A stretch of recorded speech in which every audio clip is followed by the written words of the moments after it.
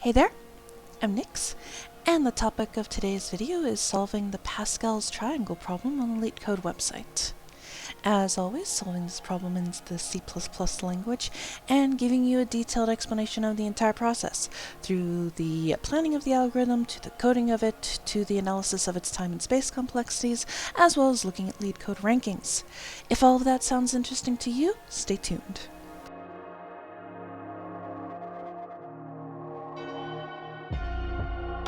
Welcome back, and let's get started. So we're given an integer, num rows. We want to return the first num rows of Pascal's triangle. And as this handy-dandy graphic shows, in Pascal's triangle, each number is the sum of the two numbers directly above it. Except for the first value in each row and the last value in each row. Those are always 1. So if either of those conditions isn't true, and you're dealing with these values here, then those are going to be the result of the sum of the two numbers directly above it, as is shown by the graphic. So looking at constraints here, we're dealing with num rows somewhere between 1 and 30. So with that, what are we going to use in order to craft this algorithm?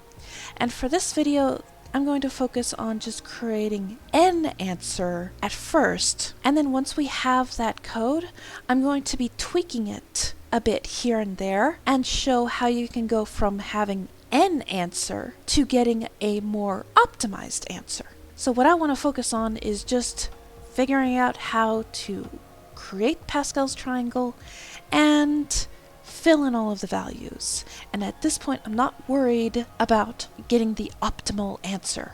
With that said, going over this graphic here and understanding what Pascal's triangle is a good way to see the various conditions that you want to build into the algorithm, i.e. if the row you're dealing with is less than 3, if you're dealing with the first value in each row, the last value in each row. If not, what's the pattern that you can use to fill in the other ones, so on and so forth. All of those things that we just discussed can be used to craft a nested loop in order to fill in the correct values. But how do we create this shape in the first place? How do we create Pascal's triangle in a vector of vectors here? Well, the thing that popped into my mind is you create your vector of vectors variable, and then you can use a for loop to push back each individual inner vector. And those inner vectors can be pre-sized with a variable that will be incremented with each loop. So in other words, the first vector that you add will add an inner vector with the size of 1. The next inner vector that you add is going to have a size of 2. The third one is going to have a size of 3, and so on and so forth, so that you'll get this triangle shape, with each row that you're adding, each inner vector, having a size bigger than the previous one by 1. Now to do that, we're obviously going to need two variables. The rather obvious one, the vector of vectors that houses the integer values. And we need some sort of counter to be used that will increment for creating that loop. We can also use that counter in the nested loop in order to help fill in the correct values. So with those major points, let's move on to the code that we can look at in more detail, and then once we have an answer, focus on tweaking it to make it better. First up, the variables here. The usual vector of integers that I named Pascal triangle. And we have the integer that I named counter, and I set this initially equal to 1. Next up is the for loop that creates that triangle shape. So we go from I equals 0 to I less than the number of rows. And for each of that row, we're going to push back a vector of integers that has the size pre-allocated as equal to counter. Once we push back that inner vector, we increment counter, And then the next time this for loop fires again, it's going to push back a vector that has a size that's one higher than the previous one. Okay, here are the nested for loops. The first one is going to go from an index of 0 to I being less than num rows. So it's going to traverse all of the rows of the vector of vectors. Now this one, the inner for loop, is going to go from j is equal to 0 to j less than counter. So it's going to traverse all of the values within each row. Now, because I'm using counter here, and I used counter in the previous loop as well, and thus I incremented it, I want this counter to start at 1, so I need to reset it after this for loop. Like so. Resetting the counter to 1 means that this is going to start at the correct position. The first thing that I added was an if-else statement that checks if we're at an I value that's less than 2. So in other words, we're dealing with the first two rows of Pascal's triangle that always have a value of 1 in them. So if that condition is true, then Pascal's triangle IJ is just going to be set to 1.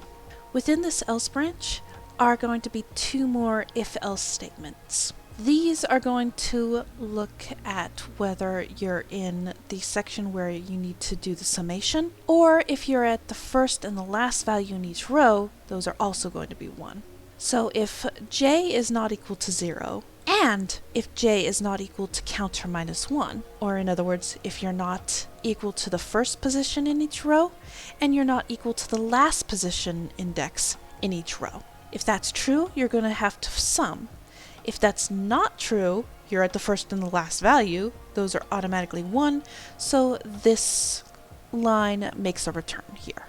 To handle the summation, you want to have Pascal triangle IJ have a value that's equal to the sum of these two. You're always adding two values from the previous row, so both of them are going to have an position of I minus 1 here, and you always add the two values that have the same j position as your current position's value, and a j value that's 1 to the left. So in other words, if you're at this position here, the third value, then you want to look at the third value in the previous row and the second value in the previous row. If you're at the, say, the second position here, you look at the second position and the first position, and so on and so forth. Now, for this nested for loop, the second thing I want to do is after this for loop runs, so see these green brackets here indicating I'm outside of that inner for loop. After that runs, I want to increment the counter. This is going to make it so that for each row here, you're going to run through all of the values within that row. And then before you increment up to go to the next row, you're going to increment the counter. So the first row, you're going to run through once, because counter is equal to 1. The second row, counter increments, you're going to run through it twice. Third row, you're going to run through it 3 times. Fourth row, 4 times, and so on and so forth. And finally, after this nested loop occurs, and outside of it, you're going to want to return Pascal triangle because at this point, it contains all of the values that you want present in it. And with this, the code is complete for getting n answer. Now I'm going to prove that this works by running code and submitting. But we're not going to take a look at the values here. See, this equals that. That's good. I'm going to submit this, verify that it can pass all the test cases and that it works. And then we're immediately going to go into tweaking it. And I'm going to leave time and space complexity analysis as well as looking at rankings for once we've gotten to the end of the video, because a little bit of a spoiler here, there's not much to look at for rankings. But we're going to submit here, look at it pending, and see it works. Now that we know that this algorithm works, time to tweak it.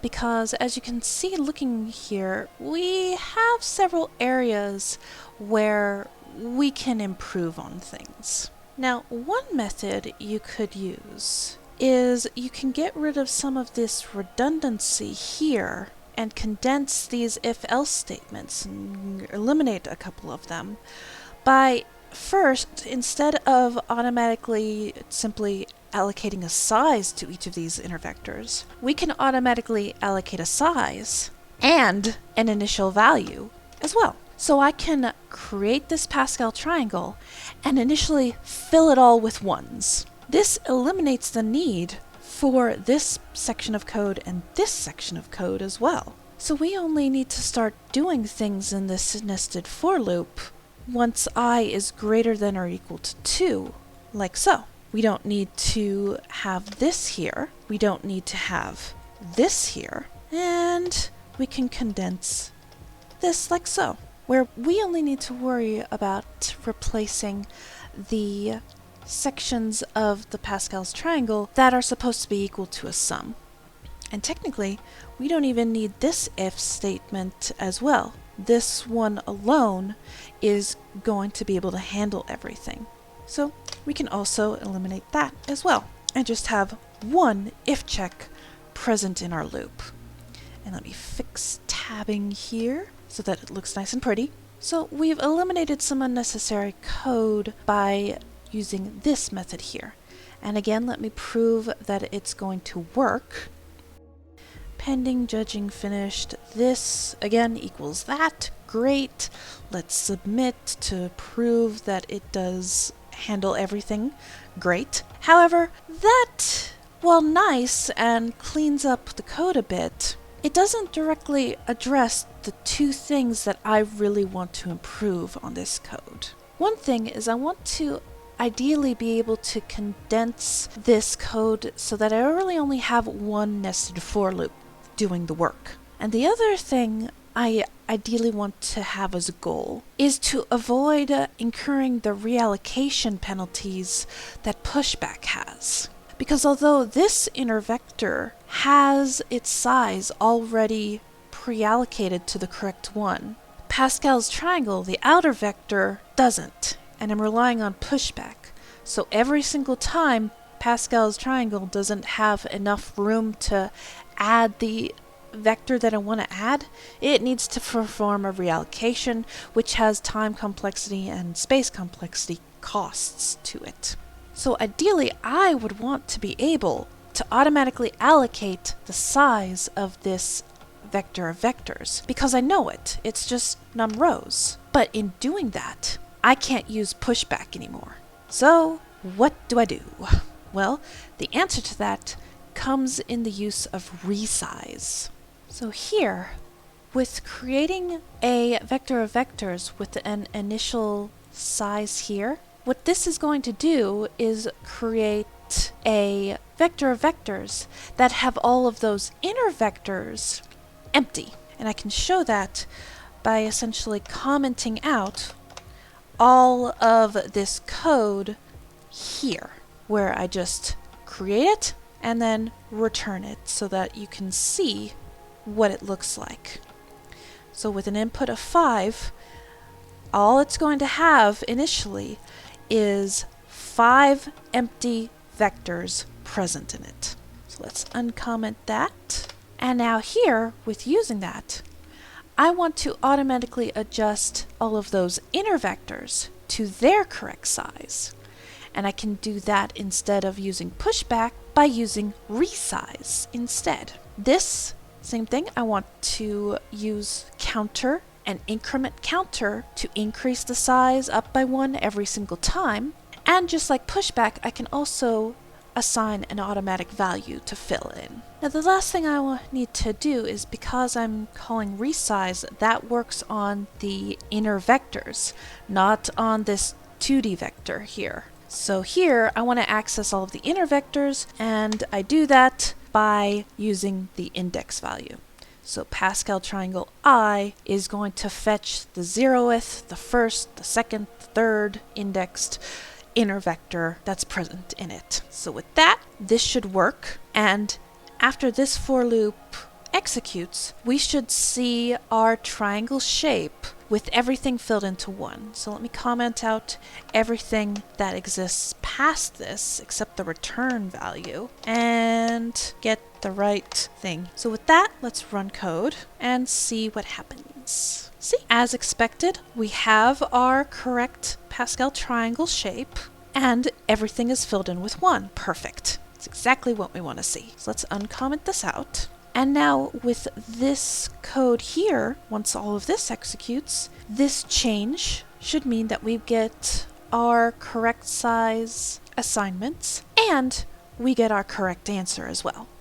So let's verify that with all of those tweaks completed. And again, we see the right answer. So let's go ahead and submit this and see we have green text. Excellent. Now, the final thing I want to see is condensing this for loop here. In looking at it, we have this for loop that goes from an index of 0 to I being less than num rows, which is exactly what this first for loop is doing. I want to, at the end, increment the counter, which, lo and behold, this happens here. So the only new piece of code here is the resize option. So if I, instead of resizing in a separate loop, resize in this one before this inner loop can occur, i.e. this line will go here instead. So this loop is first, before it does anything, it's going to ensure that that row that we're currently working on goes from empty to its correct size in one go. Then the inner for loop is going to occur and adjust the values if instead of being 1, they're supposed to equal a sum of some sort. Then we adjust the counter, and then when we go back to the outer for loop and are going through that second row, we're going to resize it and go through its values. So this counter iteration and this loop essentially make it so that this entire thing can go poof. And with condensing it into one loop here, we don't need to worry about resetting the counter as well. Alright, adding in some white spaces and an extra explanatory comment here. This is the code's final form. And assuming I haven't messed anything up, this should work. And I get the right answer yet again. And we hit submit for the last time. And we get green text. Excellent! Now, this code doesn't make use of pushback and incur those reallocations. And I have just one nested loop to handle everything. Exactly what I wanted to do for this problem. Now let's move on to time and space complexity analysis. For space complexity analysis, well, we're creating a vector of vectors here with a certain number of rows. And within this nested for loop here, using the resize function, we're adjusting the size of the inner vectors by a steadily increasing variable counter. What that essentially does is carve out enough space to form the triangle shape. Now that is going to make it... Now that triangle shape is essentially a summation from 1 all the way to counter at its maximum, which means it's a summation of 1 to number of rows. 1, then 2, then 3, then 4, then for this example, 5 is the maximum. Sum of that all together, and you have all of the spaces for all of the values present in the triangle. Now that summation has a well-known equation for it, right here. N times n plus 1 divided by 2. You see here with n being equal to 5, we're going to have 5 times 6, 30, divided by 2, which is 15, which is exactly equal to the number of spaces present in the triangle here. So the space we carve out is essentially equal to this equation. And that equation, you can see, essentially means this, and of course with big O of n, we don't care about constants, we don't care about lower order terms, so this essentially whittles down to n squared, where n is equal to the number of rows. So in terms of space complexity, this algorithm is big O of n squared, where n is equal to the number of rows.